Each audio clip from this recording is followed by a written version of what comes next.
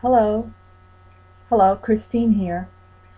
I have some jewelry I'd like to display. These are things I'll be listing this coming week. Some of them have already been listed. I have a shop on Etsy and also an eBay store. And what I'd like to do is just show you some of these beauties that I've gotten in recently, and let you kind of take a live look at them, at least much live than what you can do in the photos. So we'll start first with this beautiful little retro brooch. I'm going to hold it up close so you can see it. This brooch dates back to the early 1950s, late 1940s. That's when they produced these kinds of brooches. It has a rose gold plated finish, red rhinestone petals, and pretty little white rhinestones to enhance it. I'll put it up even closer and you can see it even better then. There you go. With a little bow down here, very pretty. It has a locking clasp on the back. They've been using these kinds of clasps for many, many years. You can see it better if I turn it this way. Alright. So that's one thing. That's been listed. I also have this very, very pretty Jomaz brooch. This is a Jomaz Leopard brooch. Jomaz was one of the real high-end vintage jewelry producers. This probably dates back to the 60s. And you can see, I'll get it even closer. He has a red enamel mouth and green glass eyes and black spots, and the spots are recessed and they're painted with a matte black enamel. It's not a shiny black, so it looks very realistic, almost like he has fur. Also, same type of clasp on the back, and with the Jomaz signature, it's very faint, but you can read it right about here on his leg. I have photos of this, and in the close-up photos you can clearly see the signature as I zoom it in. But this is a treasure. These are very rare, these figural brooches from the 60s.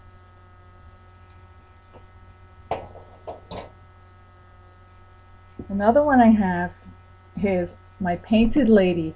These are pretty popular. You see these on eBay a lot, all different kinds. This one is really nice because it has very nice painted detail on the face. These are done by hand. It's made out of some type of plastic resin. And look at the way the eyes, the eyebrows, the lips were painted in, little blush on the cheek. Very nice rhinestone collar. These are Marquise rhinestones with Aurora Borealis finish, which gives them all those multicolors. And rhinestone accents in the hat, a little rhinestone earring. Alright, so this is my painted lady. And she's got the typical brooch that was used. You can see the glue on the back of the brooch. This is very typical. People would make these. Sometimes these were molds that people use, or the shape would come and they would paint it themselves and decorate it themselves with the stones and the glue. Alright, so here's the painted lady. Very pretty. Here's a bracelet that I have, one of my favorites. And I'm not a big fan of stretch bracelets, but this is one. The reason I don't like stretch bracelets is because, especially with vintage ones, I'm always worried about the cords, breaking. But these seem to be in pretty good shape. What I like about this bracelet are the crystals. These are Swarovski crystals, and the reason that I can tell is because if you look at them real close, there are two things that really stand out. The edges are very, very sharp, okay, and only Swarovski made these really sharp edged crystals. The other thing is they have a beautiful sparkle. And these do not have an Aurora Borealis finish, so the sparkle that you're seeing is sparkle that's in the glass, in the crystal itself. And it's strung on black stretch wire, which gives a really nice contrast. And the beads have these really nice dark gray gunmetal type bead caps.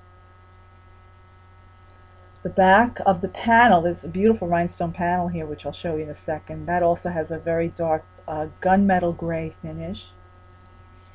And here's the panel, shaped like a leaf. I'm going to put this on a hand display in a second, but I want you to see the sparkle of these stones. There's no coated finish on here, so this sparkle is built into the glass. However they got in there, I don't know. It's possible that these stones are foiled in the back. And before I take this one away, I would just like to use my hand display so you can get an idea of how it might look on the hand. I like to take pictures with this display. Gives people a good idea of what the bracelet's going to look like. Much better than trying to take a photo with my hand, with one hand on the camera and the other one on me. All right, but that is a beautiful bracelet. So this one is also listed. So far, everything I've shown you has already been listed. Now I'd like to show you a couple of things that aren't listed yet. And the first one is this fabulous set. It's a Lucite set. I'm going to bring this over. I have it on a necklace stand so you can see what it looks like. This is from Napier. Napier, like Trifari, made a lot of different types of jewelry, and some of it was very high-end, some of it was more common. This is one of the higher-end pieces. This is a Lucite. These are Lucite chunks, Lucite beads, thick Lucite beads, barrel-shaped, half-barrel shaped, with gold-plated beads also. They're all strung, and they're strung on a nice chain. Right, so it's very secure. And it has a matching bracelet. So you can see what they look like. The bracelet is a stretch bracelet. Very, very pretty. Let me see if I can hold it by the fingers so you can see it a little better.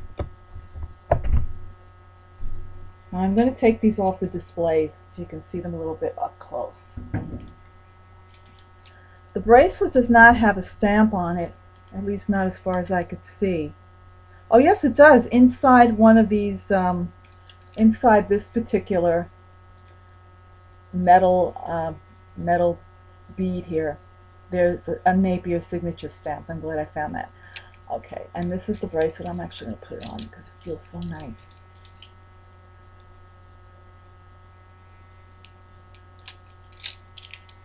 And I'll let you see it up close.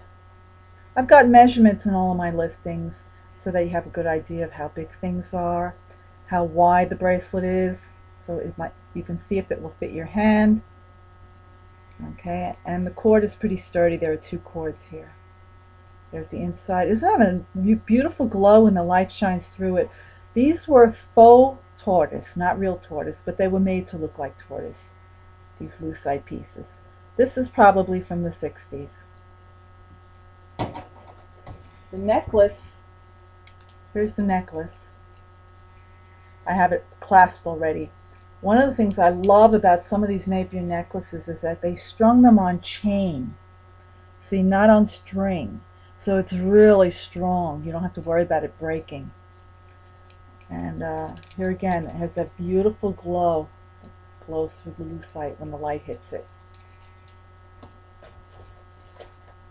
Alright, now I'm going to have another figure. Now that's not listed yet, but it will be soon. I have another figural brooch, Trifari. This is from the 90s when Trifari sold on QVC. This was one of the pieces they specially made for sale on QVC. Most of those pieces were limited editions. This one, I believe, was a limited edition of 750. I also once had this with multicolored stones. This is the pink variety. The multicolored stones are rare. The pink ones you see every once in a while. And it's nice and big. It's got beautiful enamel. It's got a little pink rhinestone eye. Enamel on the beak. I love the pose. And pink and purple enamel crystals. Aurora Borealis finish. You can see the sparkle on them. Actually, I don't think they have a finish, but they're very, very sparkly. Very pretty, very big. And this is a nice collector item. And I'd like to show one more thing, which is a pair of Monet earrings. And Monet made the best clip earrings, and the reason their earrings are so nice is because of the clasps. I'm going to show you the back of the earring first, because I don't like clip earrings. I never wear them. I wear pierced earrings all the time. But what's nice about these clasps is they're so comfortable. Now you see how I'm pushing it? It doesn't like snap back. It goes little by little by little, and you can push it in as tight or as loose as you want.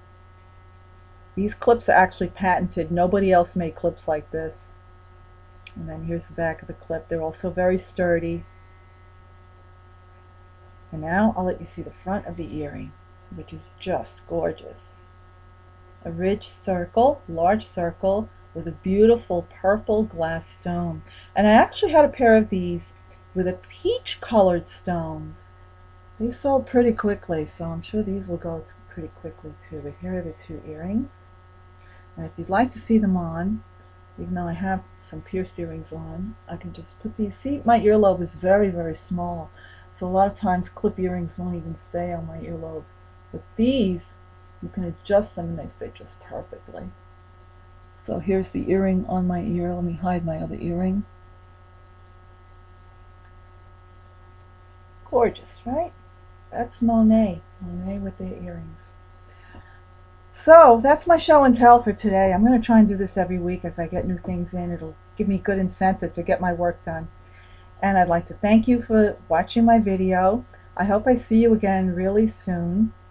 And there'll be links in the video description for my Etsy shop and my eBay store. And you can see these and many, many other vintage jewelry items that I have.